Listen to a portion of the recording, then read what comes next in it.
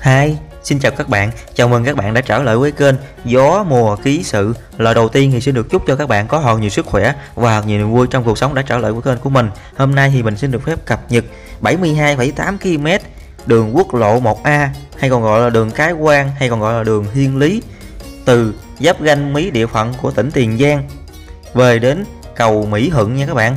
Như bạn thấy ở bên trên đây, đó chính là cái bảng nè, địa phận tỉnh Tiền Giang, km 1954 cộng 790. Và bây giờ mình sẽ di chuyển trên quốc lộ 1A về đến cầu Mỹ Thuận nha các bạn. Và video hôm nay là muốn cập nhật cho các bạn về tình hình quốc lộ 1A đã được sửa chữa và đang trong quá trình nâng cốt nền lên đó, cũng như là có một số cây cầu đã được nâng cấp và mở rộng ở những đoạn cây cầu hẹp, nhưng mà trong đó vẫn còn những cái bất cập trên quốc lộ 1A này. Và bây giờ mời các bạn xem cái video này để biết được tình hình quốc lộ 1A hiện tại trên địa bàn của tỉnh Tiền Giang như thế nào, cũng như là để chia sẻ cho các bạn nắm được cái tình hình này thì vào những dịp lễ sắp tới như dịp lễ 2 tháng 9, dịp lễ Tết sắp tới, để cho bà con có thể tham khảo để mà chọn cái hướng đi để về miền Tây sau này trong thời gian sắp tới nha các bạn. Khi di chuyển qua địa phận nào, qua đến khu vực của cầu hay là những cái ngã rẽ thì mình sẽ chia sẻ và nói đôi chút thêm thông tin về cái tuyến quốc lộ 1A trên địa bàn tỉnh Tiền Giang nha các bạn. Quốc lộ 1 còn được biết đến với các tên gọi như quốc lộ 1A, đường 1, đường Cái Quan, đường Thiên Lý hay đường xuyên Việt, là tuyến đường giao thông xuyên suốt Việt Nam. Quốc lộ bắt đầu từ km 0 tại cửa khẩu Hữu Nghị trên biên giới giữa Việt Nam và Trung Quốc, nằm tại thị trấn Đồng Đăng thuộc huyện Cao Lộc, tỉnh Lạng Sơn, và kết thúc tại thị trấn Nam Căn thuộc huyện Nam Căn, tỉnh Cà Mau, với tổng chiều dài 2.482 km. Mặt đường rộng 21 m. Trên toàn tuyến có 874 cầu lớn nhỏ, tải trọng 25 đến 30 tấn. Và bây giờ thì mời các bạn xem mô phỏng trên bản vẽ để biết được 72,8 km đường quốc lộ 1A trên địa bàn của tỉnh Tiền Giang di chuyển như thế nào nhé các bạn.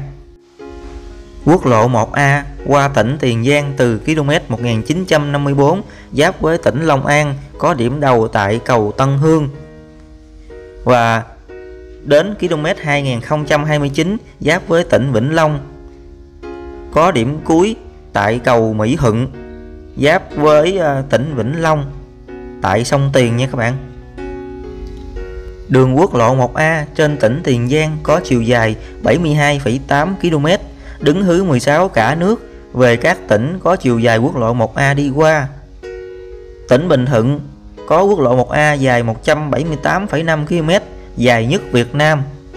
Đường Thiên Lý, quốc lộ 1A trên địa bàn tỉnh Tiền Giang di chuyển qua 28 cầu, bắt đầu từ cầu Tân Hương cho đến kết thúc là cầu Mỹ Thuận 1.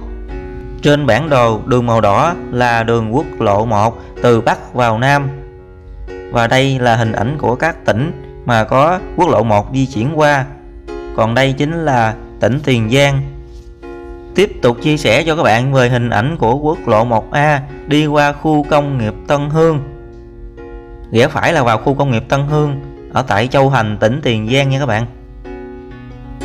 Và hướng mình vẫn đang di chuyển hướng đổ về cầu Mỹ Thuận 1.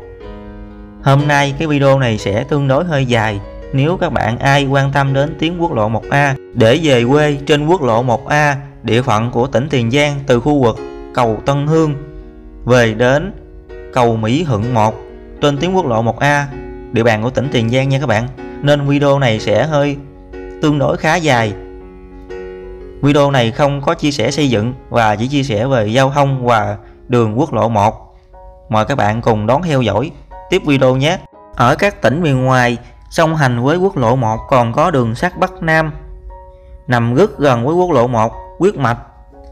Thì hiện tại thì cái tuyến quốc lộ 1 trên địa bàn của tỉnh Tiền Giang thì đã dẹp bỏ cái tuyến đường sắt từ Mỹ Tho đi lên thành phố Hồ Chí Minh nha các bạn. Thì tuyến đường sắt đó có từ thời chống thực dân ngày xưa lúc trước, thì bây giờ cái tuyến đó đã dẹp bỏ, thì chỉ còn tuyến đường sắt từ khu vực của thành phố Hồ Chí Minh đổ ra ngoài miền Bắc Hà Nội nha các bạn.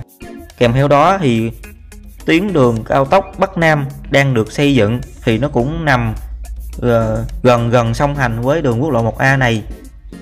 Thì sau này trong thời gian sắp tới, khi mà hoàn thành tuyến đường cao tốc Bắc Nam thì sẽ có một tuyến đường cao tốc huyết mạch từ Bắc vào Nam mà đang trong quá trình xây dựng. Nếu các bạn xem trên kênh của mình ở nhiều video rồi sẽ biết được tuyến đường cao tốc Bắc Nam nha các bạn.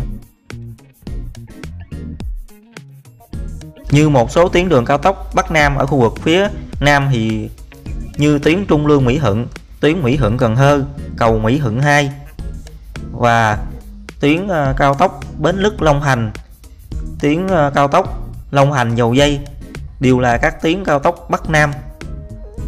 Thì dự định là tuyến cao tốc Bắc Nam sẽ từ khu vực của Cà Mau sẽ được xây dựng dài cho ra đến khu vực của miền Bắc Hà Nội luôn nha các bạn. Và trở lại với tuyến quốc lộ 1A trên địa bàn của tỉnh Tiền Giang, hiện tại thì các bạn đang di chuyển qua khu vực của huyện Châu Thành, tỉnh Tiền Giang nha các bạn, và hướng đổ về cầu Mỹ Thuận 1. Việt Nam mình thì có 63 tỉnh thành phố, trong khi đó thì tuyến quốc lộ 1A di chuyển qua 31 tỉnh thành. Mình xin được phép nói đôi chút về lịch sử tuyến quốc lộ 1. Tuyến quốc lộ 1 được hình thành từng đoạn qua từng thời kỳ. Từ thời Việt Nam bị chia cắt thành đàn trong và đàn ngoài, bên cạnh đường thủy thì con đường này cũng bắt đầu được hình thành. Tuy nhiên phải đến thời nhà Nguyễn, sau khi thống nhất đất nước mới tu bổ và hoàn thiện con đường Cái Quan từ Bắc đến Nam này. Ban đầu đường nhỏ chủ yếu dành cho việc vận chuyển người, hàng hóa bằng ngựa. Về sau, cùng với sự cai trị của người Pháp, con đường được mở rộng nâng cấp. Trong thời kỳ chiến tranh, con đường bị giặc chiếm đóng và phá hoại, khiến việc lưu thông rất khó khăn. Sau năm 2000 đến nay, con đường được mở rộng từng đoạn theo từng hình thức BOT. Nay con đường nhiều đoạn đã được mở rộng cho 2 làn xe trở lên. Từ năm 2015 trở đi, phần lớn quốc lộ 1 là 4 làn xe, trừ một số đoạn từ Cần Thơ đi Cà Mau và một số đoạn cầu. Như các bạn thấy ở khu vực này thì tại đây có một cái ngã ba, đó chính là ngã ba quẹo vào khu vực của Phú Mỹ nha các bạn. Trên đường tỉnh DT866 để về thị trấn Mỹ Phước, để về thành phố Cao Lãnh, nếu các bạn rẽ phải vào cái đoạn đường ngã ba Phú Mỹ lúc nãy. Còn mình thì vẫn đi hẳn để cho chia sẻ các bạn về tình hình trên quốc lộ 1A để về tới Vĩnh Long nha các bạn. Và khu vực này khu vực của thị trấn Tân Hiệp, thuộc khu vực của huyện Châu Thành, tỉnh Tiền Giang nha các bạn. Mình có đôi chút lưu ý cho các bạn về miền Tây khi di chuyển qua thị trấn Tân Hiệp, đặc biệt là vào những giờ cao điểm thì thị trấn Tân Hiệp sẽ rất đông xe qua lại, vì đây chính là khu dân cư, và kèm theo đó là các bạn nên tránh vào những giờ cao điểm khi di chuyển qua tuyến quốc lộ 1A tại thị trấn Tân Hiệp này nhé. Và các bạn thấy đó thì tuyến quốc lộ 1A tại thị trấn Tân Hiệp đã được nâng cấp mặt đường cũng như là hãm bê tông nhựa mới và sơn vạch kẻ đường mới. Thị trấn Tân Hiệp là trung tâm nằm phía đông bắc của huyện Châu Thành, cách trung tâm thành phố Mỹ Tho khoảng 13 km về phía nam và cách với thành phố Hồ Chí Minh khoảng 60 km về phía bắc. Thị trấn Tân Hiệp được chia thành 4 ấp, gồm có ấp Cá, ấp Ga, ấp Me và ấp Gãy. Đây là một số chia sẻ của mình về thị trấn Tân Hiệp. Như các bạn thấy, đoạn này đã được sửa chữa và nâng cấp trong thời gian vừa rồi, nên cái mặt đường rất là láng và cũng như chạy rất là thoải mái luôn. Mời các bạn xem tiếp video nhé. Tuyến đường quốc lộ 1 còn được gọi với nhiều cái tên như quốc lộ 1A, đường 1, đường Cái Quan, đường Thiên Lý hay đường Xuyên Việt. Và theo từng thời gian nên có nhiều cái tên gọi khác nhau như thế. Và tại sao mình gọi là đường Xuyên Việt? Bây giờ mời các bạn cùng tìm hiểu để biết được về đường Xuyên Việt nhé. Đường Xuyên Việt hay còn được gọi là đường AH1 Xuyên Á. AH1 là tuyến đường bộ dài nhất của hệ thống xa lộ Xuyên Á với tổng chiều dài 12.845 dặm, khoảng 20.557 km, từ Tokyo của Nhật Bản qua Triều Tiên, qua Trung Quốc, đến khu vực Đông Nam Á và Ấn Độ, đến biên giới giữa Iran, Thổ Nhĩ Kỳ và Bulgaria, Tây Istanbul. Ở Việt Nam, đường quốc lộ 1 hiện là đường chính cùng với quốc lộ 22 và tuyến đường phụ là quốc lộ 51 làm nên tuyến đường AH1 xuyên Á này. Như vậy thì các bạn cũng có thể biết được nôm na về đường AH1 xuyên Á nhé, là đường xuyên các nước ở khu vực châu Á, nói nôm na như vậy đi cho bạn dễ hiểu và nắm. Cho nên là nhiều bạn hay sử dụng bản đồ và Google Maps trên các thiết bị như là iPhone thì sẽ thấy được có để cái biểu tượng gọi là đường AH1, chính là đường quốc lộ 1A ngày xưa cho đến bây giờ nha các bạn. Hiện tại thì tuyến quốc lộ 1A qua địa bàn tỉnh Tiền Giang thì lưu lượng xe đã quá tải và thường hay xảy ra kẹt xe vào những ngày lễ và Tết thường xuyên, cho nên là kèm theo đó thì tuyến quốc lộ 1A còn có tuyến cao tốc Thành phố Hồ Chí Minh Trung Lương và tuyến Trung Lương Mỹ Thuận hiện tại cũng đang được sử dụng để hỗ trợ phân luồng bớt cái luồng lưu lượng xe vào trong cao tốc để đi về Mỹ Thuận qua địa phận của tỉnh Vĩnh Long nha các bạn. Thì hiện tại thì tuyến Trung Lương Mỹ Thuận thì tuyến cao tốc đó thuộc tuyến cao tốc Bắc Nam ở khu vực phía đông đã đưa vào sử dụng và đang trong quá trình thu phí chính thức nha các bạn. Và tuyến Trung Lương Mỹ Thuận vẫn còn nhiều bất cập, do ở giai đoạn 1 thì chỉ có 4 làn xe và không có làn dừng khẩn cấp, nên cái việc xảy ra ách tắc cũng như là tai nạn va quẹt do người điều khiển phương tiện vẫn còn xảy ra rất là nhiều và vẫn còn nhiều bất cập. Sẽ được xây dựng lên 6 làn xe trong thời gian sắp tới trước 2030. Ở khu vực này các bạn thấy vừa qua cái điện mà có cái hình hai cái tháp ở bên tay trái các bạn thấy đó, đó chính là tòa Thánh Thất Cao Đài ở khu vực của Châu Thành, tỉnh Tiền Giang. Ở đây chính là khu vực của ngã tư Lương Phú mà mình có chia sẻ một vài cái video cho bạn xem ở khu vực này. Nếu các bạn rẽ tay phải vào bên trong đoạn đường này chính là đường DT878 để kết nối vào khu vực của vòng xoay Thân Cửu Nghĩa để vào lên cao tốc Trung Lương Mỹ Thuận và để lên cao tốc Trung Lương Thành phố Hồ Chí Minh nha các bạn. Các bạn nếu ai mà đi cao tốc thì sẽ rẽ vào trong cái rẽ phải vào bên trong cái tuyến đường DT878 này đó để kết nối về lên cao tốc Trung Lương Mỹ Thuận để về Mỹ Thuận nha các bạn. Thì ở cái video mà chia sẻ về đường tỉnh 878, các bạn có thể theo dõi những clip trước của mình có làm vài cái video về cái tuyến đường 878 này, các bạn có thể xem thêm cái video đó để tham khảo cũng như các tuyến đường khác. Và các bạn rẽ, những ai mà muốn đi tắt có thể rẽ vào đường DT878 này và đổ ra tại ngã tư Đồng Tâm để kết nối với quốc lộ 1A ở khu vực ngã tư Đồng Tâm để về cầu Mỹ Thuận 1 trên quốc lộ A bằng cái đường rẽ tay phải này nha các bạn. Còn video hôm nay là mình muốn đi thẳng trên quốc lộ 1A để về cầu Mỹ Thuận luôn nha các bạn, cho nên là mình không có rẽ vào cái đường tắt DT878 này để về cầu Mỹ Thuận trên quốc lộ 1A nha. Đó, bây giờ mình tiếp tục cuộc hành trình để đến khu vực của cầu Bến Lức đó, và đến khu vực của ngã ba vòng xoay Trung Lương nha các bạn. Đó, mình đi đường này để cho các bạn, nhiều bạn cập nhật tuyến đường này cho các bạn nắm được tình hình như thế nào về cái tuyến đường này, đã sửa chữa và nâng cấp ở những đoạn nào. Các bạn xem video nhớ bấm like trên video và đăng ký kênh ủng hộ mình nhé. Và bây giờ mời các bạn xem tiếp tình hình của quốc lộ 1A ở trên địa bàn này nhé. Trong cái video cập nhật tình hình quốc lộ 1A mới nhất 2022 của mình trên địa bàn tỉnh Tiền Giang thì cái video này sẽ có chiều dài là 72,8 km theo cái sự tính toán và đo trên các thông tin của các tài liệu nha các bạn. Đó, và tuyến quốc lộ 1A qua địa phận của tỉnh Tiền Giang dài 72,8 km, đứng thứ 16 của cả nước về cái chiều dài của quốc lộ 1A. Cho nên là cái video này mình sẽ không cắt bỏ bất cứ cái đoạn nào đó, ở đầu video đến cuối video, để cho các bạn có thể mà xem rõ tình hình cũng như là những bà con cô chú bác khi mà xa quê hương cũng như là không có về quê hương có thể xem video này để biết được tình hình về các địa phương nơi mà quốc lộ 1A đi ngang qua.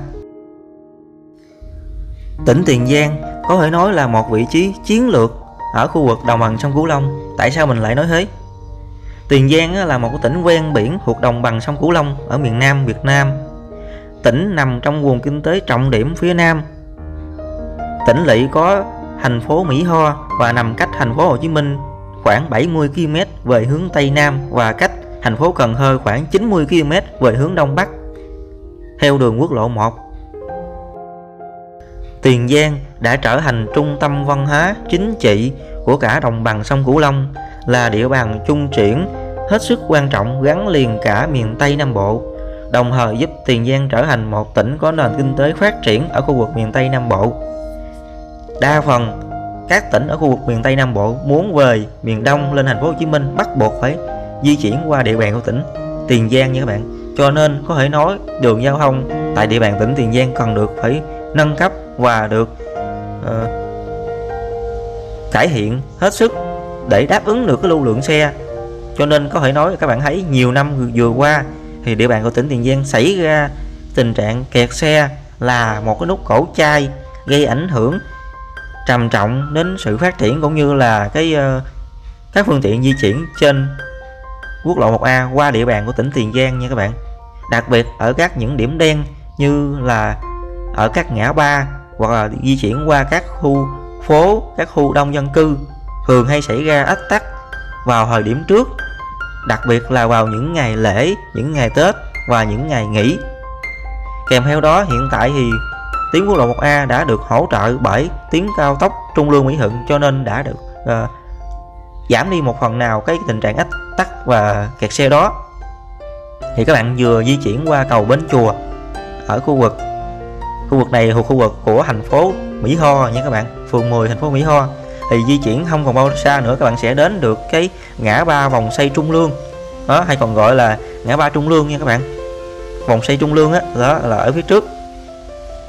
Cho nên có thể nói cái việc đầu tư về các tuyến đường, nâng cấp mở rộng các đoạn cầu hẹp trên quốc lộ 1A địa phận của tỉnh Tiền Giang là hết sức cấp bách và cần phải được đẩy nhanh hơn. Như các bạn thấy ở những video trước mình có chia sẻ, trên quốc lộ 1A thì nhiều đoạn ở nhiều khu vực của cầu hẹp trên địa bàn tỉnh Tiền Giang ở trên quốc lộ 1A đã được mở rộng, nhưng bất cập là gì? Trong đó thì những đoạn cầu đó thì vẫn còn những đoạn cầu chưa được mở rộng nha các bạn. Phía trước thì còn khoảng cỡ 500m đến hơn 500m thì mình sẽ đến được vòng xoay ngã ba Trung Lương nha các bạn. Ở khu vực này thì vào những thời gian cao điểm lúc trước cũng thường hay xảy ra ách tắc cũng như là kẹt xe kéo dài nha các bạn. Nhưng mà để coi thời gian sắp tới thì khi mà đã có tuyến cao tốc Trung Lương Mỹ Thuận hỗ trợ rồi, giảm tải lưu lượng xe trên quốc lộ 1A rồi, thì không biết đoạn này vào những ngày lễ và những ngày Tết sắp tới có kẹt hay không. Nhưng hiện tại khi mà tuyến cao tốc Trung Lương Mỹ Thuận đưa vào hoạt động thì mình thấy là kẹt xe đã được cải thiện ở cái ngã ba Trung Lương này, và nó dời cái điểm kẹt xe đổ về tại ngã ba An Thái Trung đó, ngay tại khu vực của ngã ba An Thái Trung, nơi điểm ga của cao tốc Trung Lương Mỹ Thuận đang là điểm kẹt xe phải nói là nóng bỏng nhất vào thời điểm hiện tại này, cho đến khi nào mà cái cầu Mỹ Thuận 2 được xây dựng và tuyến cao tốc Mỹ Thuận Cần Thơ được xây dựng hoàn chỉnh, hoàn thành và cho phép kết nối với tuyến cao tốc Trung Lương Mỹ Thuận để về Vĩnh Long, thì lúc đó thì cái ngã ba An Thái Trung tại Cái Bè, tỉnh Tiền Giang mới hết được cái tình trạng kẹt xe được. Ở cái đoạn này là đoạn khu vực của phường 10 thành phố Mỹ Tho trên tuyến quốc lộ A. Nếu các bạn di chuyển vào ban đêm thì những cái ngọn đèn đường ở tại quốc lộ 1A này sẽ rất là đẹp luôn, vì nó có nhiều màu sắc, và ở đoạn này có rất là nhiều những cái cột đèn đổi màu lấp lánh lung linh, hết sức là đẹp khi mà các bạn di chuyển vào ban đêm nhé.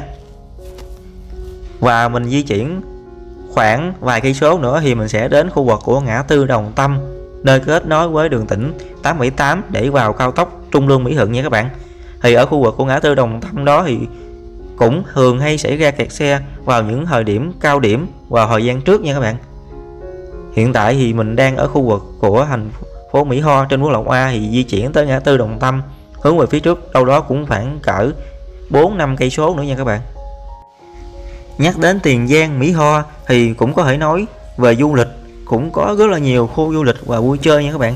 Nhưng mình cũng có thể kể đại khái cho các bạn biết như sau, như chùa Vĩnh Tràng nè, nhà thờ chính tòa Mỹ Tho và rất nhiều di tích lịch sử như lăng Trương Định, lăng Hoàng Gia, lăng Tứ Kiệt, chùa Bửu Lâm, chùa Sắc Tứ, vân vân.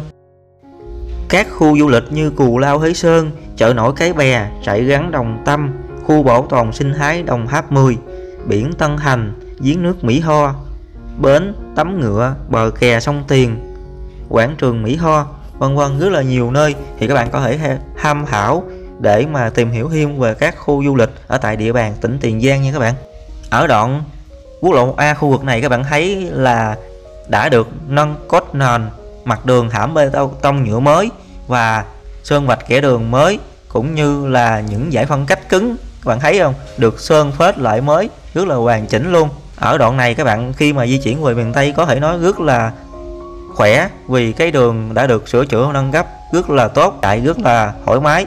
Nhưng sắp tới vào ngày lễ 2 tháng 9 thì liệu cái tuyến quốc lộ 1A này có đáp ứng được hay không, thì mời các bạn theo dõi tiếp video để xem những tình hình đoạn quốc lộ 1A và mình nói những cái đoạn mà bất cập hiện tại trên quốc lộ 1A có được khắc phục hay chưa, thì mời các bạn xem tiếp video này nhé. Vừa rồi thì các bạn vừa di chuyển qua Bệnh viện Đa khoa tỉnh Tiền Giang, là một bệnh viện mới được xây dựng đáp ứng nhu cầu cho đồng bằng sông Cửu Long, là một bệnh viện vệ tinh có các thiết bị chuyên dụng của bệnh viện Chợ Rẫy thành phố Hồ Chí Minh đem về ở tại Bệnh viện Đa khoa tỉnh Tiền Giang mới xây dựng này. Và bệnh viện đa khoa mới này có sức chứa là 1.000 giường bệnh, cũng như là với diện tích khoảng 10 hecta. Sau này là sẽ là một bệnh viện quan trọng để cho các tuyến, các tỉnh ở khu vực miền Tây có thể mà lên bệnh viện đa khoa tỉnh Tiền Giang để điều trị nha các bạn, khỏi cần phải lên bệnh viện Chợ Rẫy thành phố Hồ Chí Minh. Khi mà di chuyển đến đây các bạn cũng thấy rồi đó, đây chính là ngã tư Đồng Tâm. Đây cũng là một cái nút thắt, một cái điểm đen hay kẹt xe vào thời điểm trước nha các bạn. Nếu các bạn rẽ phải bên tay phải mình thì để vào đường tỉnh DT878 để kết nối với cao tốc Trung Lương Mỹ Thuận và cao tốc Trung Lương thành phố Hồ Chí Minh nha các bạn. Còn các bạn đi thẳng thì các bạn sẽ về Cai Lậy, Cái Bè và về cầu Mỹ Thuận 1 trên tuyến quốc lộ 1A. Còn các bạn nếu mà rẽ trái bên góc trái màn hình đó, có một cái ngã rẽ thì bên đường đó chính là đường DT870, là dành cho các phương tiện sau này sẽ đổ lên cầu Gạch Miễu 2 trong thời gian sắp tới, và hiện tại đang trong quá trình xây dựng cầu Gạch Miễu 2. Và nếu các bạn rẽ trái lên đường tỉnh DT870 bên kia góc trái màn hình thì sau này sẽ là một tuyến đường dẫn để lên cầu Gạch Miễu 2 nha các bạn. Còn bây giờ thì nếu các bạn rẽ trái thì các bạn sẽ ra ngoài khu vực của xã Bình Đức, huyện Châu Thành, tỉnh Tiền Giang.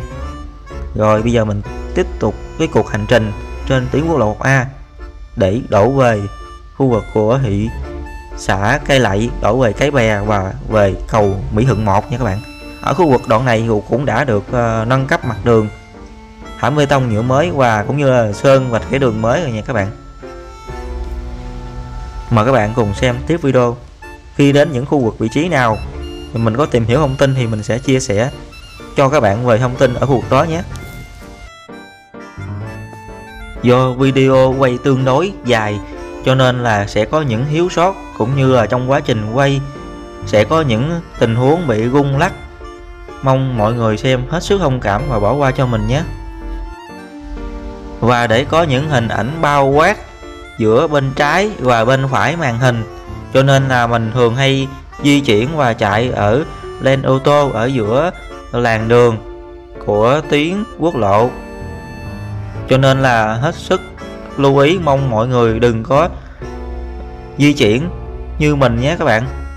Và vì mình muốn cho cái hình ảnh nó được cân đối, cân bằng giữa hai bên, cho mọi người xem có thể nhìn rõ được hai bên quang cảnh của hai bên, cho nên mình mới hay di chuyển ở giữa cái tuyến đường. Mong mọi người hết sức thông cảm và cũng như là đừng có di chuyển như mình nhé. Mình vừa di chuyển qua khu vực của cầu Gụ nha các bạn. Thì cầu Gụ ngày xưa cũng là một cái điểm đen, là một cái điểm cầu hẹp, và sau một thời gian cũng đã được nâng cấp và mở rộng thêm một cái cầu Gụ thứ hai để có thể đáp ứng được lưu lượng xe di chuyển trên tuyến quốc lộ 1A ở khu vực của đoạn cầu Gụ này.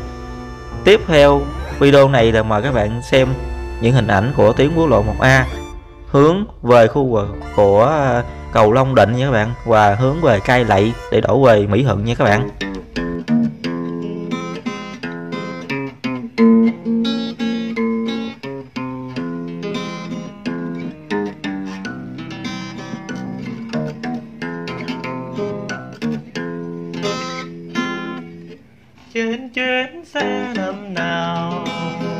Tôi về miền Tây, tôi quen một người em gái,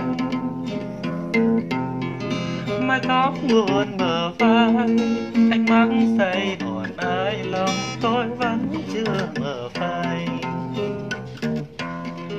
Đường về miền Tây xa, có bao nhiêu phà bắc, tình cờ ngồi bên nhau, theo dòng câu chuyện vang. Khi mới quen nhau, tôi lại thấy lòng đầy bao xuyên cao, như đã quen nhau từ lâu.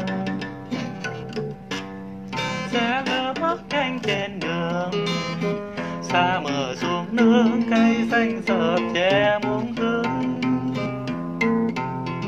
Ai đã qua miền Tây, sao chỉ đôi lần thôi mà không luyến lưu đầy vơi. Mình trên trò bên nhau, nghe thời gian vội lướt, đường dài mà không xa. Ôi chào sao là quá, tôi hỏi về em cười đáp lời. Lòng vui xiết bao khi biết quê em Cần Thơ. Rồi mình chia tay khi xe về bên, nhớ mãi nụ cười cùng lời em kể mời. Mùa hè mời anh nghe lời, vườn nhà em cây trái nếp trên ven sông Hậu Giang. Dòng cây bâng khuâng tâm tư thầm kín, có vài tơ hồng ta thầm sẽ kết tình. Bây giờ hai chúng mình được gặp nhau trên chuyến xe say hồng thắm duyên lần. Nhưng có ai đâu ngờ, bao điều mong mơ chưa sang hè đã tan vỡ. Tôi xuống thăm Hậu Giang, sông nước như tờ thang buông cho mối duyên dở dang. Nàng đánh lòng sang ngang, lên xe hoa bỏ bến, một mình ngồi bên sông, trên mang bao hình bóng. Tôi bữa cô đơn lang thang trở về, lòng nghe xót xa thương mãi chuyến xe miền Tây.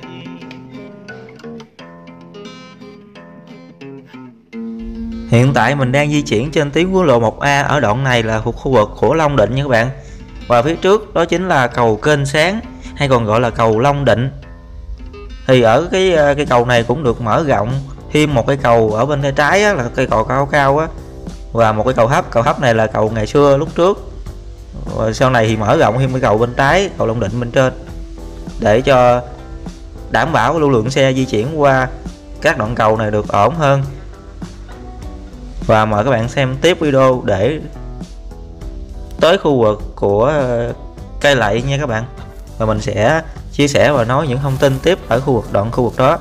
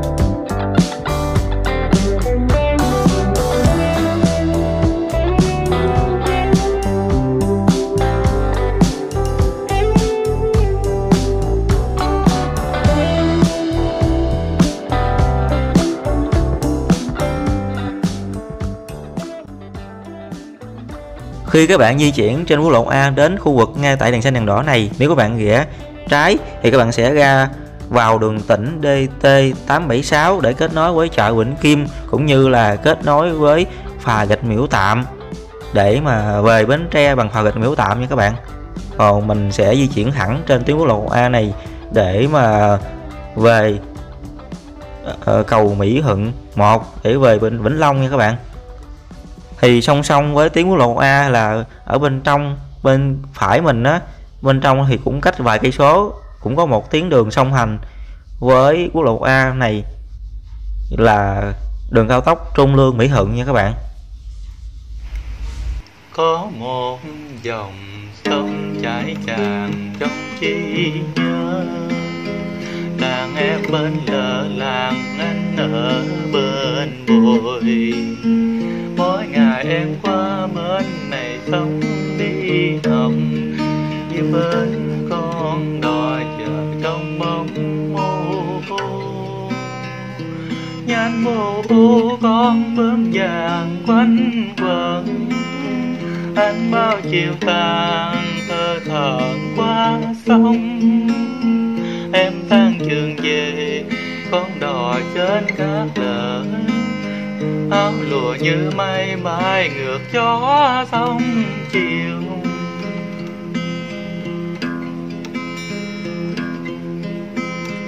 Ơi con sông quê bao năm đã lỡ đã bồi, đời biết nhau nên anh cũng dám quê người. Chiều nay bỗng nhớ cây mù cô, dòng sông hình bóng em chiều thu. Về đây mới biết bên sông không còn mãi nhà ngày xưa. Sống đời cuồng trôi lỡ rồi sông bên đó, nhà em cũng bỏ làng đi mãi không về. Mỗi ngày anh qua bên này sông đi học, ngọn gió reo buồn buồn trong bóng mù.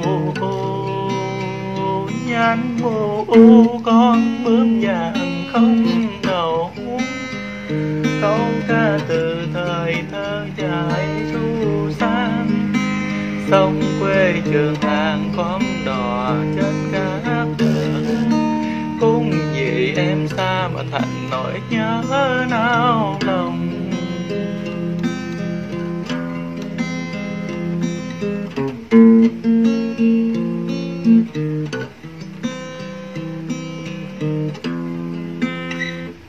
Di chuyển đến phía trước đó chính là cầu Sao. Thì cầu Sao nằm trên thuộc địa bàn của xã Dưỡng Điềm, huyện Châu Thành, tỉnh Tiền Giang. Thì cầu Sao cũng được mở rộng trong thời gian vừa rồi thêm một cái cầu nữa để giảm bớt cái tình trạng ách tắc khi mà qua cầu Sao nha các bạn.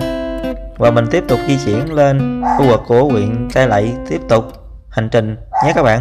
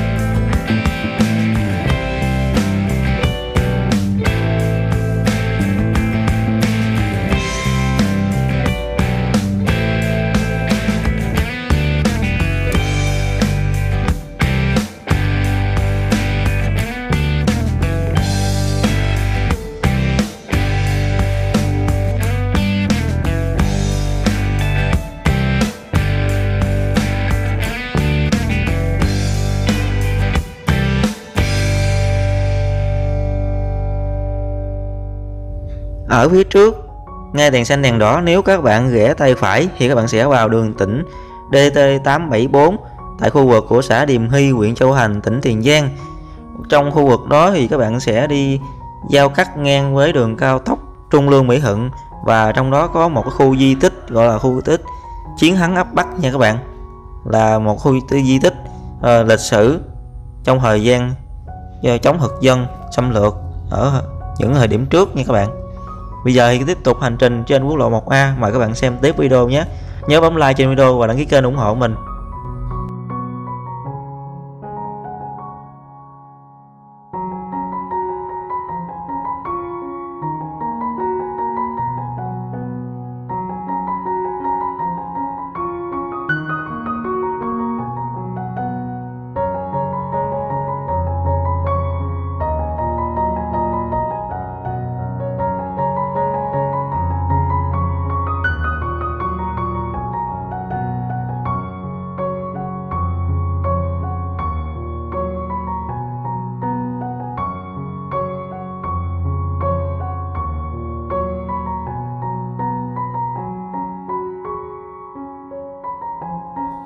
Rồi trên quốc lộ 1A, nếu các bạn di chuyển đến đây, các bạn cũng phát hiện thấy được rằng đây là mình đã đến được khu vực của thị xã Cai Lậy nha các bạn.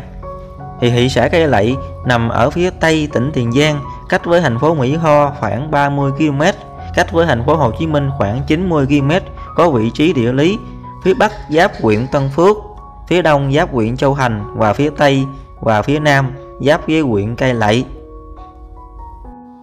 Về giao thông trên tuyến quốc lộ 1A ở khu vực này các bạn thấy không, thì sơn vạch kẻ đường mới và hãm bê tông nhựa mới nè. Đó, đoạn này cũng đã được tu bổ và chỉnh trang nâng cấp cái cốt nền cho tuyến quốc lộ 1A ở khu vực này rồi đó các bạn. Đường ở khu vực đoạn này rất là im và cũng như là chạy rất là thoáng.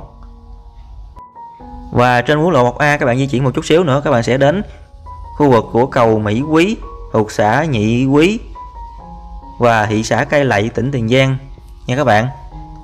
Thì cầu Mỹ Quý cũng là một trong những cái cầu được mở rộng nâng cấp vì cầu hẹp nha các bạn, và hiện tại đã hoàn thành cầu Mỹ Quý này, cho nên là không còn xảy ra cái tình trạng cầu hẹp ở ngay tại khu vực này nữa.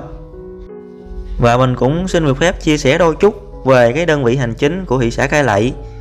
Thì thị xã Cai Lậy có 16 đơn vị hành chính cấp xã trực thuộc, bao gồm 6 phường: phường 1, phường 2, phường 3, phường 4, phường 5, phường Nhị Mỹ và 10 xã, gồm có xã Long Khánh, Mỹ Hạnh Đông, Mỹ Hạnh Trung, Mỹ Phước Tây, Nhị Quý, Phú Quý, Tân Bình, Tân Hội, Tân Phú và Thanh Hòa.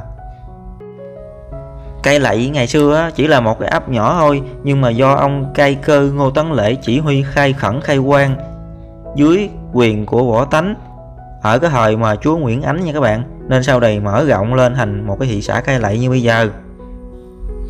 Địa danh Cai Lậy chỉ là tên của một ngôi chợ tại thôn Thanh Sơn, sau này là làng Thanh Sơn thuộc tỉnh Định Tường, và sau đó là tỉnh Mỹ Tho, và cuối cùng là sau này thuộc khu vực của thị xã Cai Lậy thuộc khu vực của tỉnh Tiền Giang nha các bạn. Các bạn thấy phía trước có một cái bảng rất là lớn không? Ở phía trước đó chính là một cái ngã tư.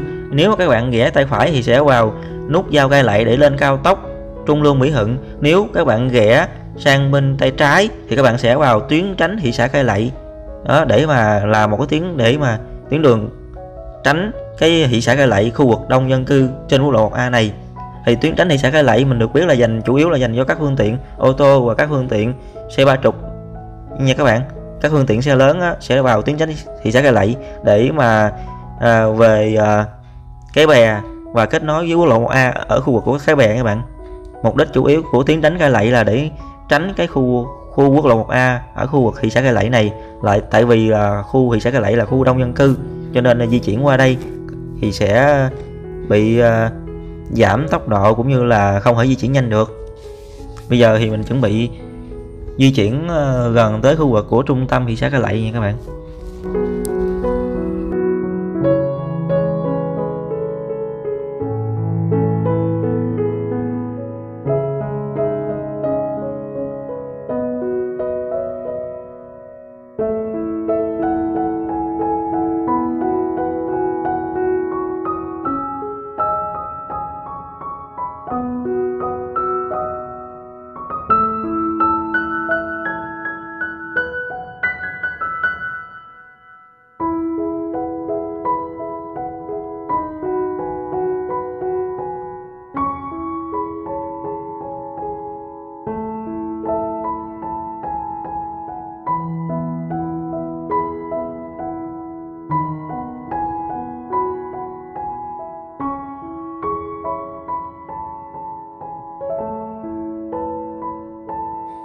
Thì các bạn để ý cái vạch kẻ đường nè, phía trước đó chính là cầu Nhị Mỹ thuộc phường Nhị Mỹ, thị xã Cai Lậy nha các bạn.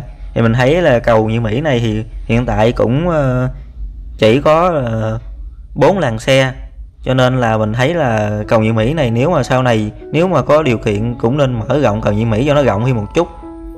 Với cái quốc lộ 1A hiện tại ở đoạn này thì đang là với 6 làn xe và mỗi bên là 3 làn xe các bạn, 2 làn xe ô tô và 1 làn xe thô sơ.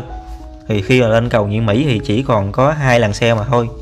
Đó, cho nên là cũng tương đối là hẹp.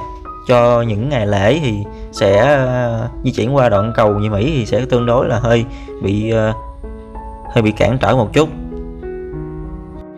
Và như các bạn thấy đó chỉ là một trong những cây cầu hiện tại vẫn còn bị hẹp thôi.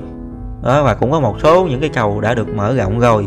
Thì mời các bạn xem tiếp video để xem những cái hiện tại còn những cái cầu nào chưa được mở rộng hay chưa không. Thì mời các bạn xem tiếp video để biết rõ tình hình và nắm bắt tình hình hiện tại 2022 này nhé. Như các bạn thấy ở đoạn này nè, cũng đã được sơn vạch kẻ đường, cũng như là đã được sửa đồ kia nọ, trang hoàn cái đường quốc lộ lại cho nó ok và tốt hơn nè. Ở đoạn này nè.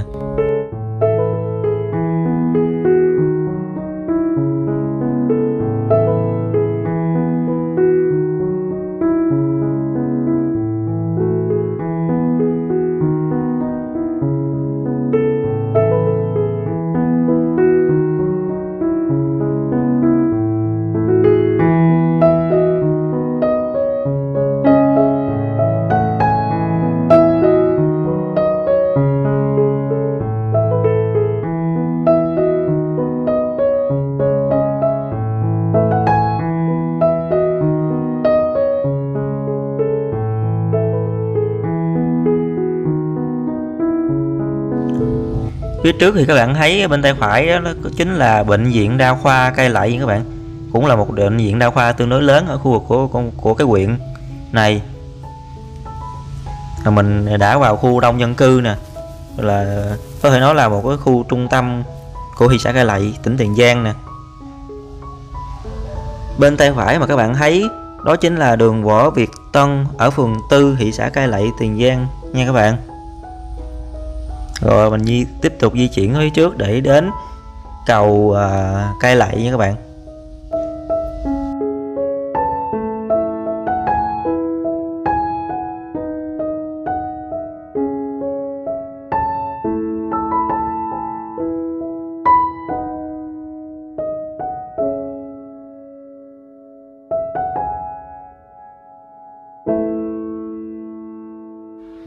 Trên quốc lộ 1A này, nếu các bạn rẽ tay phải ở đoạn này thì các bạn sẽ vào đường 3 tháng 2 để vào phường 4 thị xã Cai Lậy nha các bạn. Mình vẫn tiếp tục di chuyển trên tuyến quốc lộ 1A để đi thẳng về cầu Mỹ Thuận 1 nha các bạn.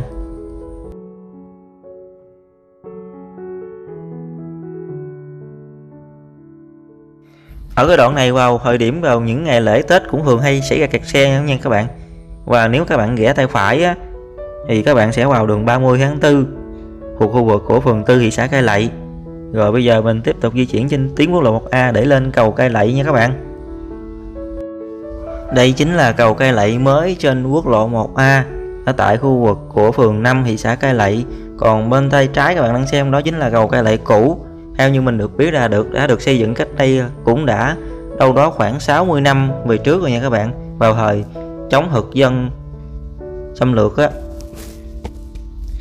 Rồi mình tiếp tục di chuyển để mà hướng lên cầu Mỹ Thuận 1 nha các bạn, trên tuyến quốc lộ 1A này, để xem những cái đoạn quốc lộ 1A ở phía trước có được sửa chữa hay chưa, và những đoạn cầu hẹp giờ đã ra sao như thế nào.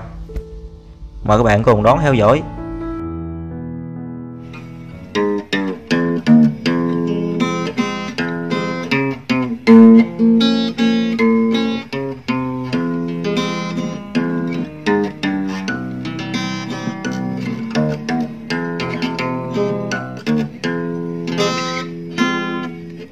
Trên chuyến xe năm nào tôi về miền Tây, tôi quen một người em gái,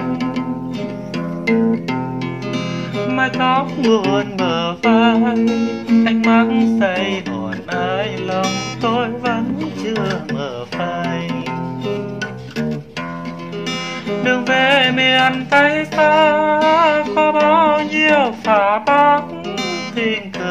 ngồi bên nhau cho xong câu chuyện vang. Khi mới quen nhau tôi lại thấy lòng đầy bao xuyên sao như đã quen nhau từ lâu. Xe bước nhanh trên đường, xa mờ xuống nương cây xanh sợp che muôn hương. Ai đã qua miền Tây sao chỉ đôi lần thôi mà không luyến lưu đầy vơi. Mình trên trò bên nhau nghe thời gian vội lướt, đường dài mà không xa.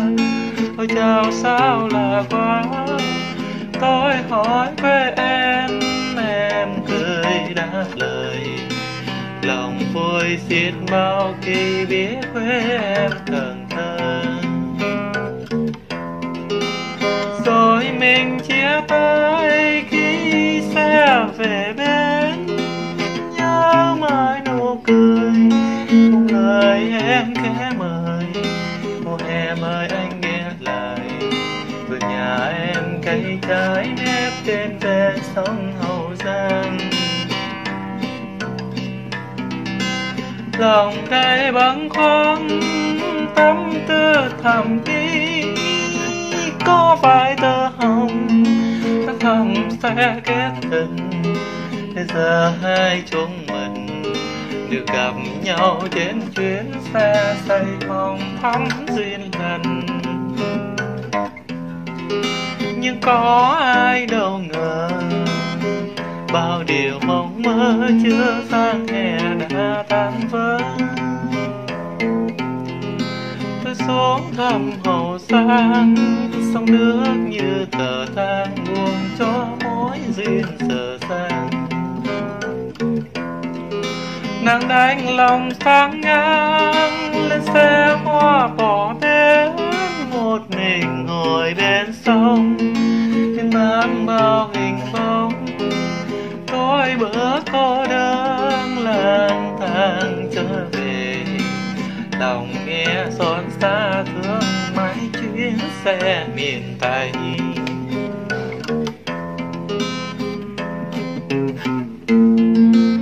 Trên quốc lộ 1A ở phía trước thì mình chuẩn bị lên cầu Bình Phú nha các bạn. Cầu Bình Phú thuộc khu vực của xã Bình Phú, huyện Cai Lậy, tỉnh Tiền Giang.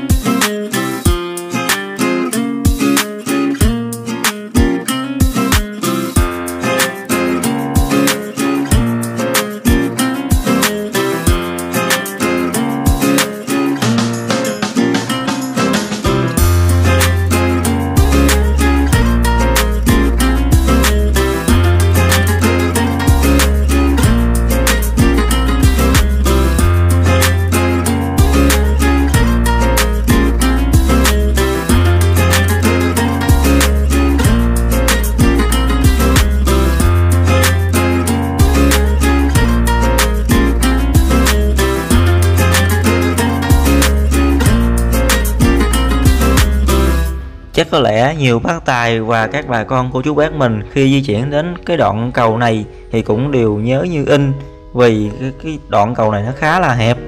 Đây nè, đây chính là một đoạn cầu cũng gọi là khá bất cập trên tuyến quốc lộ 1A.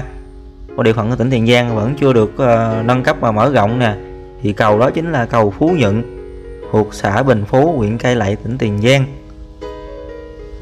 Đó thì cái đoạn cầu đó mình thấy là chưa được mở rộng. Theo như mình thì cái đoạn cầu đó còn được mở rộng thêm một cái cầu nữa để giảm bớt cái tình trạng gọi là một cái điểm đen, cái điểm kẹt, điểm hẹp trên cầu nha các bạn, trên tuyến quốc lộ 1A. Bây giờ thì mời các bạn cùng xem tiếp video để cùng theo chân của cháu Mùa Ký Sự để tiến về phía trước trên quốc lộ 1A để đổ về cầu Mỹ Thuận 1 nha các bạn. Phía trước các bạn thấy ở bên tay trái màn hình đó chính là cái điểm ga của tuyến tránh thị xã Cai Lậy các bạn.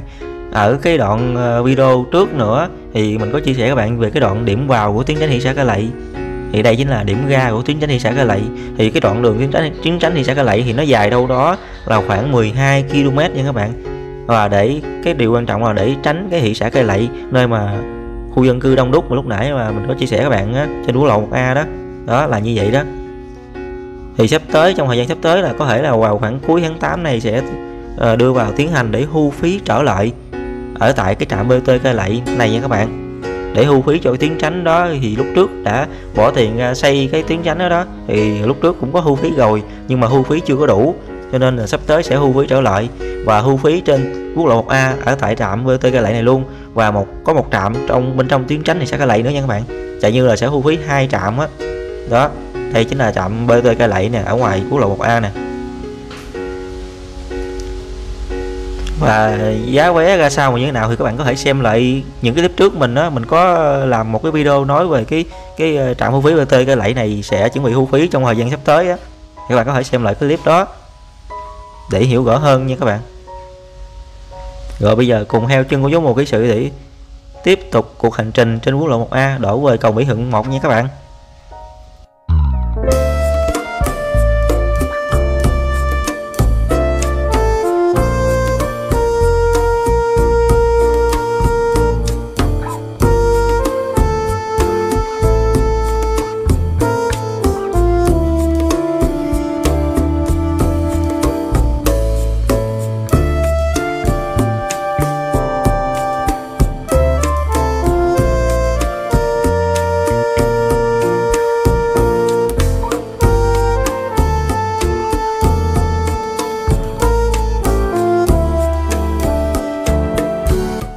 Thì trên quốc lộ 1A ở phía trước thì các bạn cũng di chuyển lên một cái cầu nữa, đó chính là cầu Hòa Tồn, thuộc khu vực của xã Mỹ Hành Nam, huyện Cai Lậy, tỉnh Tiền Giang nha các bạn.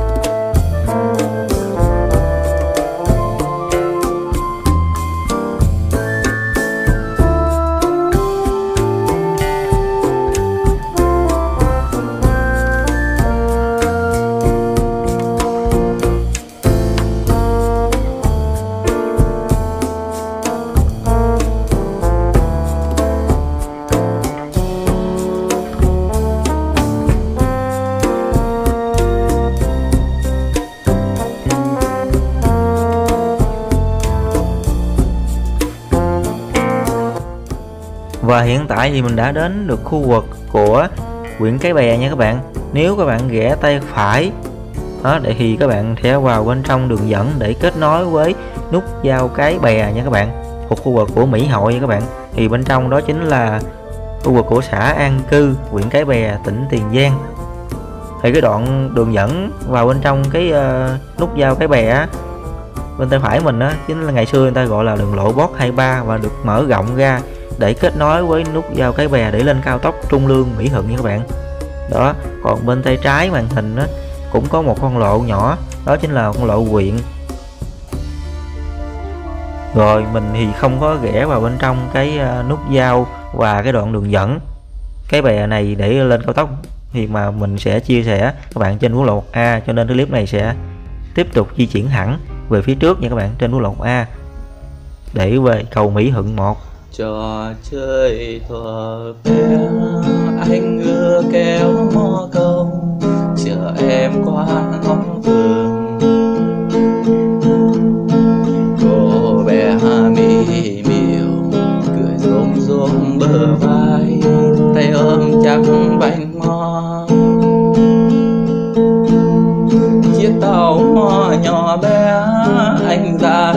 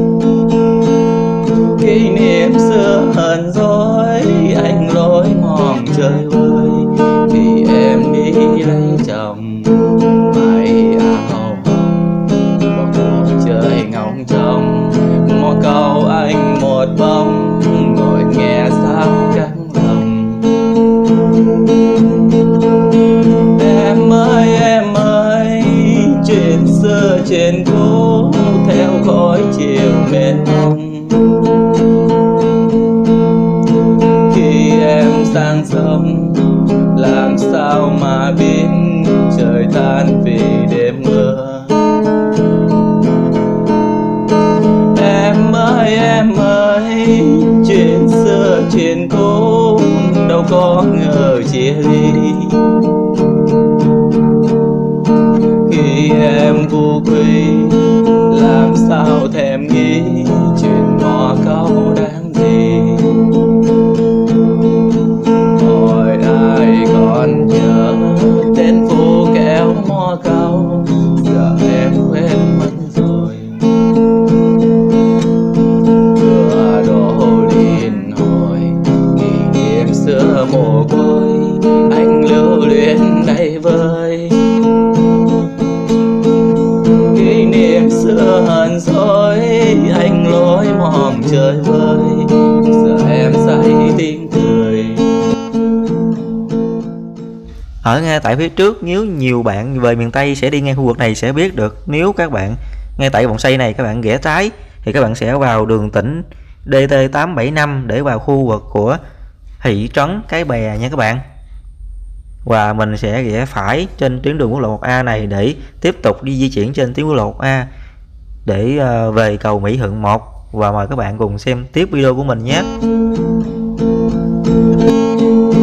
Với người mặc gà phố lẻ loi, nhớ mò câu cằn cối, tình bay xa cuối trời.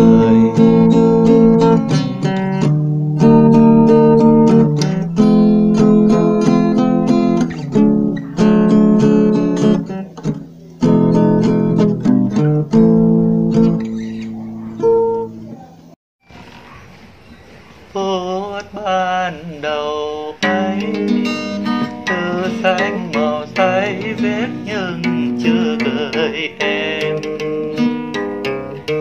Nó đi chung một lối, đôi khi định nói với em một lời. Tình muốn còn né chung bước đường về, nào biết được khi nói lên nói.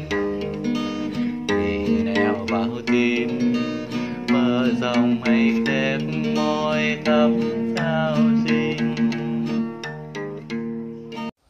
Ở phía trước trên màn ảnh các bạn đang xem, mình chuẩn bị qua một đoạn cầu, đó chính là cầu Bà Đắc, thuộc khu vực của xã An Cư, huyện Cái Bè, tỉnh Tiền Giang. Đây cũng chính là một trong những cây cầu hẹp còn được mở rộng trong thời gian sắp tới. Ở cái đoạn này thì các bạn di chuyển qua đây, đặc biệt là xe máy hết sức lưu ý, vì ở bên trong có rất là nhiều doanh nghiệp cũng như là các phương tiện xe tải lớn để vận chuyển hàng hóa nha các bạn. Nên các bạn hết sức lưu ý, xe ra vào rất là nhiều. Và cái đoạn này mình thấy là nó bị lún hằn rất là nhiều, nên là nó cũng hơi xấu đối với xe hai bánh di chuyển nha các bạn. Nên các bạn di chuyển qua đoạn này hết sức lưu ý, vì có xe tải lớn nè, đây rất nhiều doanh nghiệp, cho nên là dễ gây ra tình trạng hư cái lộ, hằn lún cái lộ, cho nên là cái lộ nó sẽ bị rất là nhiều ổ gà ở đoạn này nha các bạn. Và cũng như là phương tiện di chuyển qua đây cũng tương đối là phức tạp, nên các bạn đặc biệt nhất là xe hai bánh di chuyển qua đoạn này hết sức lưu ý. Và hãy cùng theo chân cô Chú Mùa Ký Sự để cùng theo dõi trên cái đoạn này nữa nhé. Thì cái đoạn này sắp tới phía trước thì các bạn thấy đó chính là cầu An Cư. Thì cầu An Cư cũng thuộc khu vực của xã An Cư, huyện Cái Bè, tỉnh Tiền Giang. Đây cũng chính là một trong những cây cầu cũng còn hơi hẹp, mình thấy gọi là hơi hẹp. Khi di chuyển lên cái đoạn cầu này thì chỉ còn có 4 làn xe thôi. Đó các bạn thấy không, tương đối là hẹp. Mình nghĩ là sau này nếu có điều kiện cũng còn nên mở rộng cầu An Cư này để mà giúp cho các phương tiện di chuyển qua cái đoạn này nó sẽ nhanh chóng hơn. Rồi đoạn này cũng hơi phức tạp các bạn thấy không, là bên trong có nhiều cái nhánh đường ở trong khu vực á, ra vào, nên các bạn hết sức lưu ý nhé ở khi mà di chuyển qua đoạn này.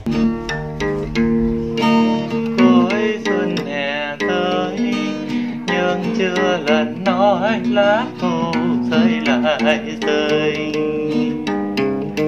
ngắm xe xuôi ngược lối, kết hoa màu cưới có đôi tim vào đời.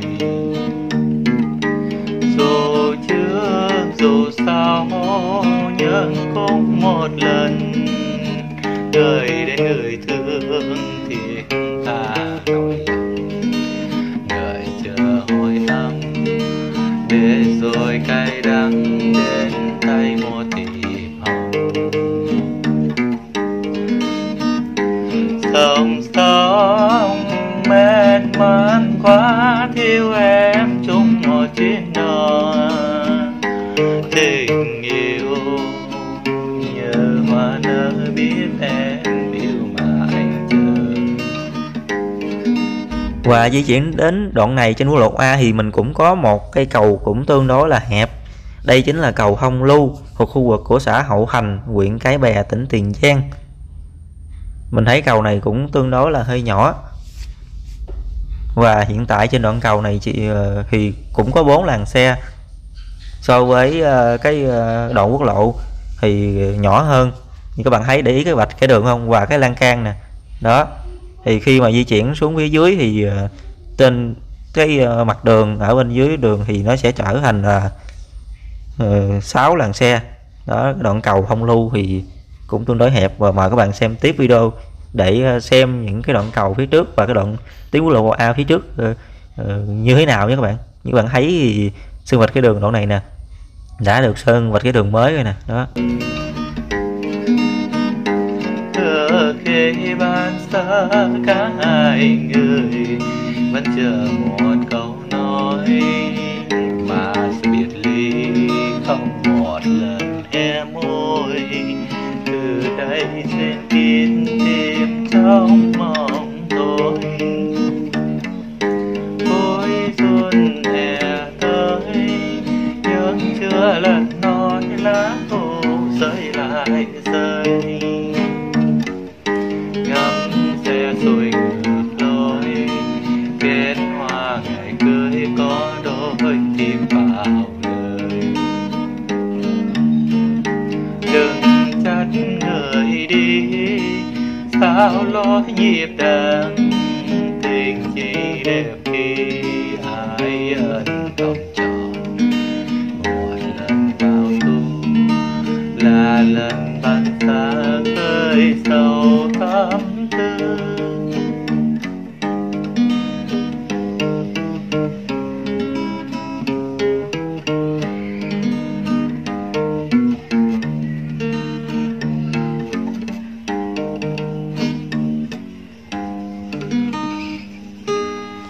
Và khi mình di chuyển đến đây, ở vị trí này mình cũng có lên một cái cầu. Đây chính là cầu Trà Lọt nha các bạn, thuộc khu vực của xã Hòa Khánh, huyện Cái Bè, tỉnh Tiền Giang.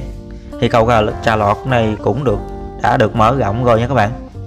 Đây là một đoạn cầu mở rộng nè. Còn ở bên mé bên dưới thì bên kia cái nhánh đường tiến ngược lại thì cũng có một cái cầu Trà Lọt cũ ngày xưa ở bên dưới. Đây là cái cầu Trà Lọt mới nè, cũng đã được xây dựng cũng lâu rồi. Bây giờ mời các bạn cùng xem tiếp video để tiếp tục cuộc hành trình. Thì cũng không còn bao xa nữa là sẽ đến cầu Mỹ Thuận 1 nha các bạn.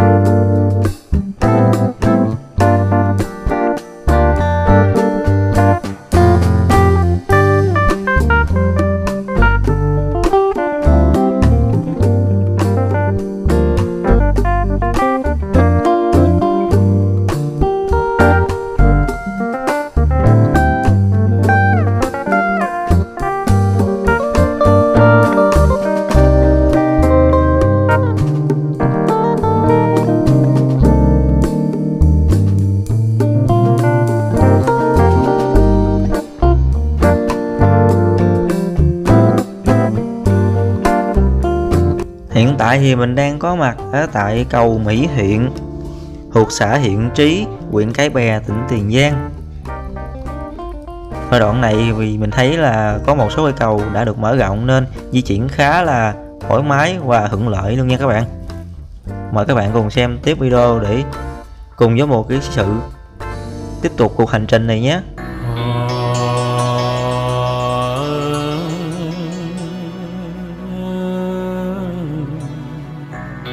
Thương sao năm tháng đợi chờ, miền Tây sông nước,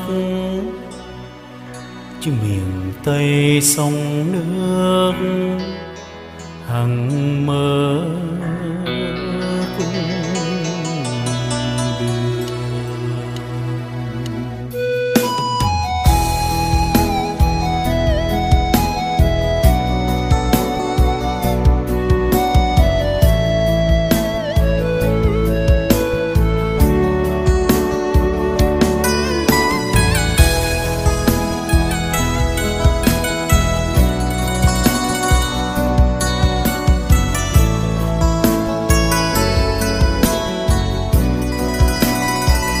đợi chờ bao năm nay cũng đường về trên đất mẹ, nặng nghĩa câu thề con người về miền Cửu Long Giang.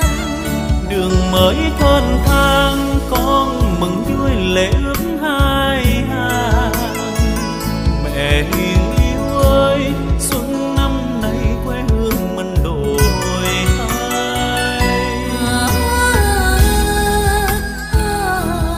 Và bây giờ mình đã tới được cầu Ông Vẽ, thuộc khu vực của xã Mỹ Đức Đông, huyện Cái Bè, tỉnh Tiền Giang. Cầu Ông Vẽ thì cũng đã được nâng cấp thêm một cái cầu, cho nên di chuyển cũng khá thuận lợi. Tiếp theo đó thì sẽ còn vài cái cầu nữa thì sẽ đến cầu Mỹ Thuận 1 nha các bạn. Thì từ cái đoạn này cho đến cầu Mỹ Thuận 1 là sẽ cũng còn tương đối khá nhiều cầu nha các bạn, lớn và nhỏ. Tại vì khi đến khu vực này thì cái địa phận vị trí địa lý khu vực này thì có rất là nhiều kênh rạch nha các bạn. Sài Gòn trung lương nay thêm đường về qua Mỹ Thuận, cầu Bắc thêm cầu đưa dòng hò điều lý bay cao.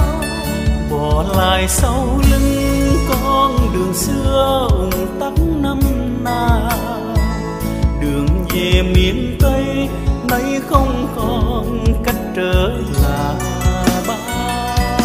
Hương quê hương tiếng gọi lên đường, thương câu thề nắng nở nước non.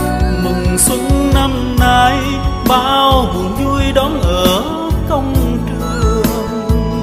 Mẹ hiền yêu ơi, mai con về mùa lúa trổ đầy bông. Vì mùa lúa chờ về phương xa, vì khoan tôm cá về muôn nhà, vườn cây trái ngọt mang tình tha thiết đậm đà.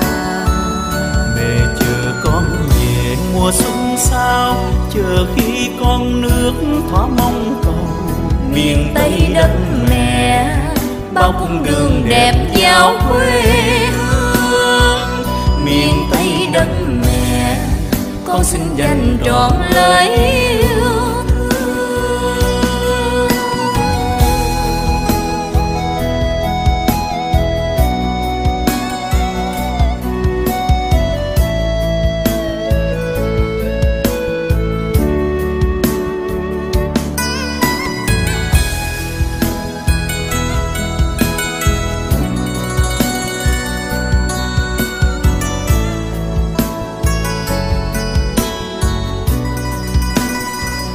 đời chờ bao năm nay cũng đường về trên đất mẹ nặng nghĩa câu thề con người về miền Cửu Long Giang đường mới thênh thang con mừng vui lệ ước hai hà mẹ hiền yêu ơi xuân năm nay quê hương mình đổi thay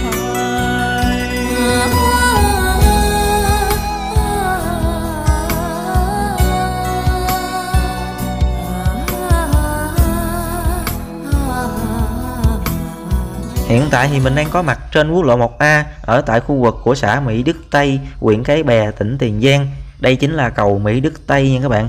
Bên tay trái các bạn thấy màn hình đó, thì đó chính là đang thi công để mở rộng thêm một cái cầu Mỹ Đức Tây để cho quá trình di chuyển trên quốc lộ 1A ở tại cầu Mỹ Đức Tây nó được thuận lợi hơn.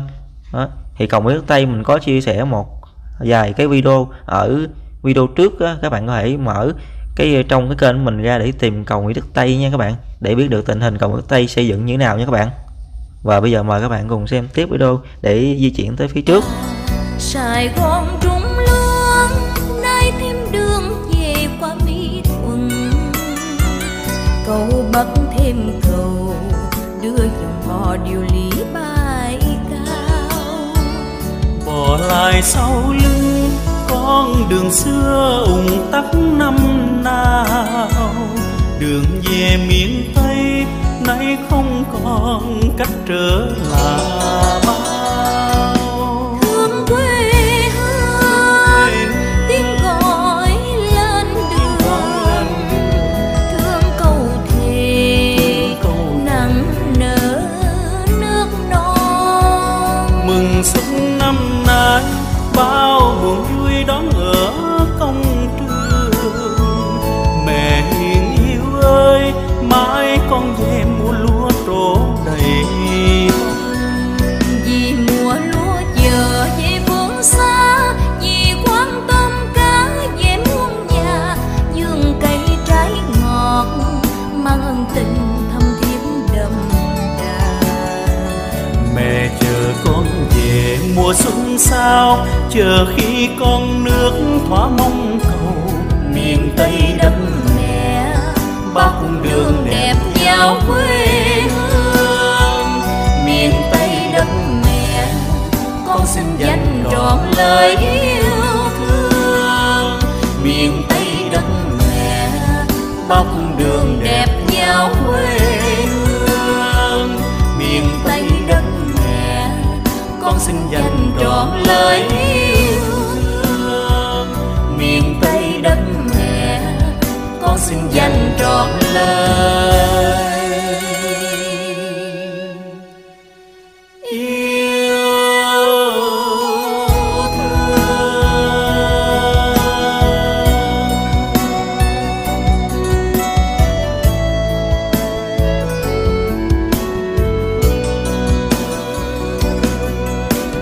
Rồi ở phía trước trên quốc lộ 1A các bạn thấy đó chính là cầu Cổ Cò nha các bạn, thuộc khu vực của xã An Thái Đông, huyện Cái Bè, tỉnh Tiền Giang. Thì cầu Cổ Cò cũng đã được mở rộng từ lâu rồi nên có hai cây cầu.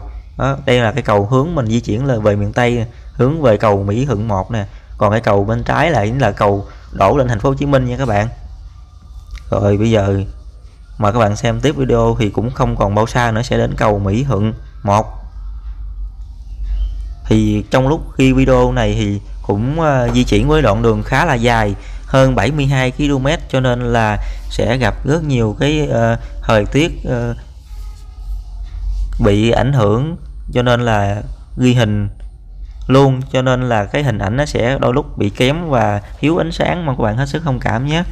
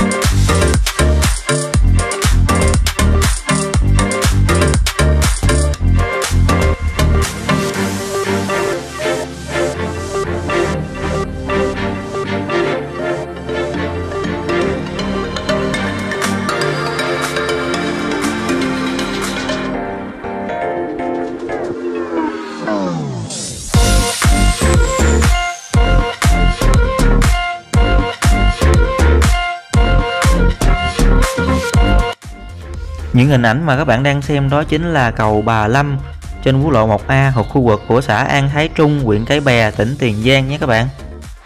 Cầu Bà Lâm thì vào năm rồi và năm trước cũng đã được xây dựng mở rộng thêm một cái cầu, cho nên là cầu Bà Lâm khi mình di chuyển trên quốc lộ 1A thì đoạn này cũng khá là rộng rãi, rất là thoáng khi di chuyển qua đoạn cầu này.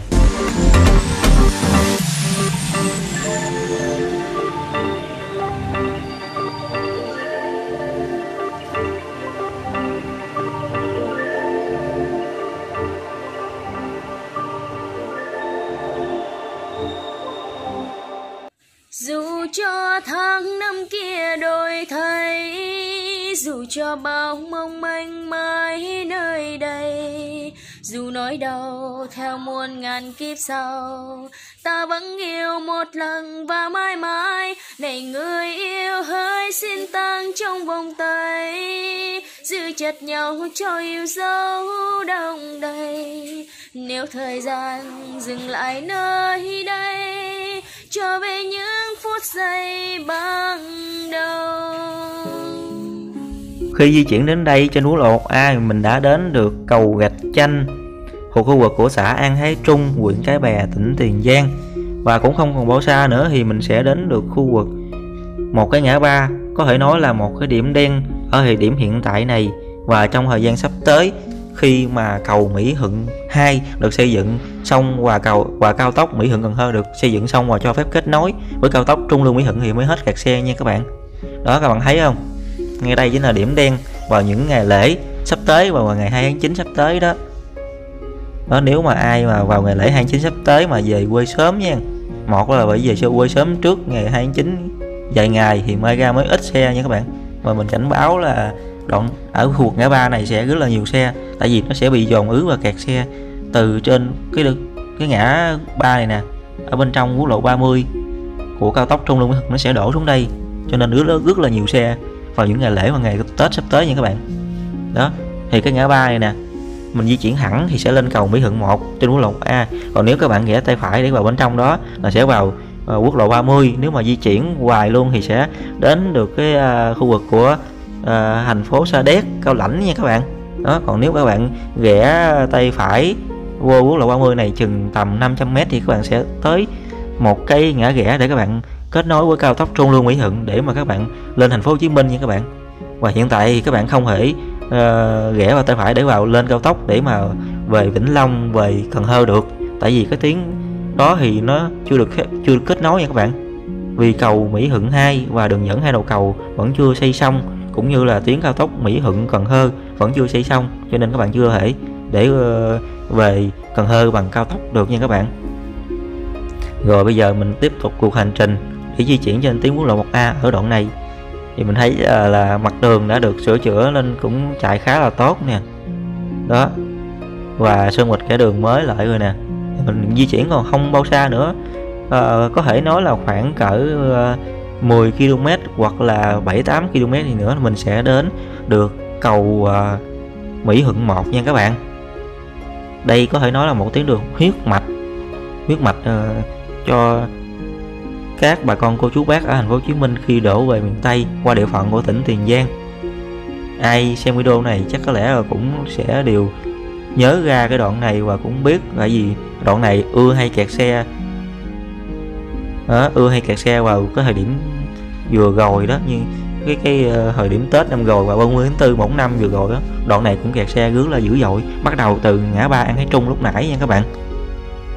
Đó, thì chỉ khi nào mà xây xong cái cầu Mỹ Thuận 2 và tuyến cao tốc Mỹ Thuận Cần Thơ hoàn chỉnh và cho phép kết nối á, thì lúc đó thì mới gỡ gạc lại được cái tình trạng kẹt xe ở tại khu vực này.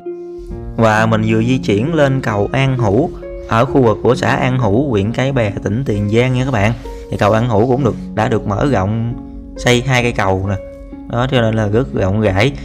Nhưng mà dù có rộng rãi bao nhiêu thì cái lưu lượng xe khi vào những ngày lễ Tết mà từ trên cao tốc, từ ở bên mà quốc lộ 30 nó đổ dồn về cái tuyến quốc lộ 1A ở khu vực này thì cũng sẽ bị ách tắc nếu mà lưu lượng xe nó quá tải nha các bạn.